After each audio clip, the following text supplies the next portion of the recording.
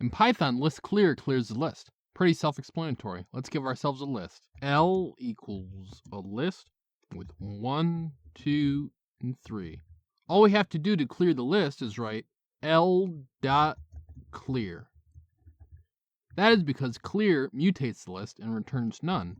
It doesn't return a new list. So if we print L and run the code, you'll see a cleared list. Seeing that, you're probably wondering if there's a difference between using list clear and simply assigning a new empty list to L. Let's do that.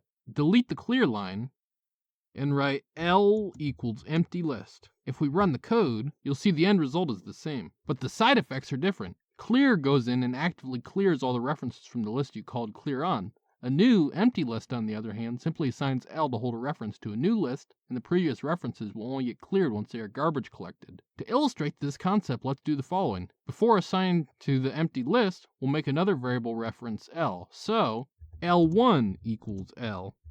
If we print L1 after assigning L to an empty list, and run the code, you'll see L1 is unaffected. If, however, we change the assignment to using list clear,